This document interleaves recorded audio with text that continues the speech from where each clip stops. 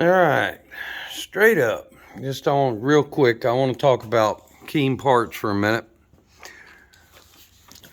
Contacted them and got these books, damn it, and I just lost my place in that one. But I wanted to clue you in on the value of having these books. All right, this is a 1974 Chevrolet service manual. And these are the drawings that I've been referencing to find my way around the this rat's nest right here. Okay, all the colors and such. But I also got the Corvette, and this was actually a loose leaf thing, and I made the binding for it. So don't expect this to come like this. But the 1975 Corvette assembly manual. These are the drawings that the factory disseminated amongst the employees to show them how to put the car together. All right. And so we're referencing these are the instructions on how to bond the fiberglass. Okay. Instructions on how to lay the carpet in, all that kind of stuff. We reference this to work on this. All right.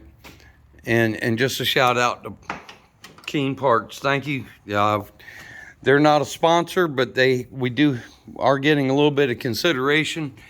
And Mr. Tom and Miss TJ are good friends of mine. So known them for 10 or 15, at least 15 years now that I think about it. But what this video is really about, this is just a technical reference again. That round thing right there is the speedometer cable. And I'm simply recording how it is routed because we're getting ready to pull it out and disassemble it and grease it.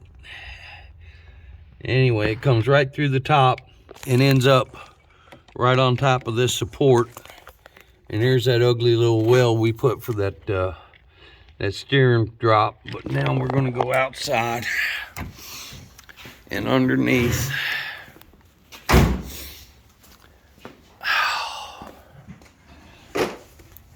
And document how it runs underneath. Now, we have had the car running, and amazingly,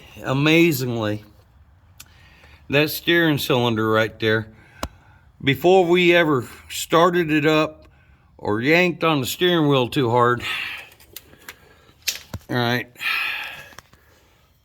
this cylinder was covered in rust. All right, this shaft. And I got some crocus cloth and polished that. Okay, simply to keep the rust from tearing that seal up when we got around to actually powering the thing up. And we have not wiped that thing in weeks. And there's no puddle on the ground. So I'm really proud of that. But anyway, let's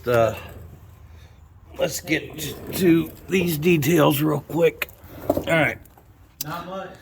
So that big orange thing, the lens is so dirty. Sorry about that. That orange thing is with the sheath cracked off of it, that's a speedometer cable. So it comes straight out of the firewall there. And here's the grommet. Here's the grommet that we need to get back in the firewall. But it's not supported by anything. It just kind of floats down. All right, and there's a splice right here, and that's going to have to be disassembled. We're gonna pull that cable out, disassemble it, and lube it, and then I'm gonna wrap it with black tape. I was gonna heat shrink it, but we've got a supply issue at the moment, so we're just gonna, yeah. All right, hold on. Oh, got a little drip on the master cylinder. I see that. Okay. All right, we'll have to look into that. Mike, Yes. damn master cylinder's dripping. I haven't, it's got a drop on the bottom of it. We'll have to look at that. All right. Make a note of that. Yeah. All right, so we're going to get this cable loose here. And I'm looking for places where it might be bolted to the car. And I'm not seeing none. It's just kind of flopping around back here. All right. All right, gonna need some rags because it's a little greasy back here. Rags? You need some rags? And not yet. I'm gonna come back out. I'm gonna need some tools too, but I'm just looking. Poor old bench built. They got one of these. I sent you the pictures.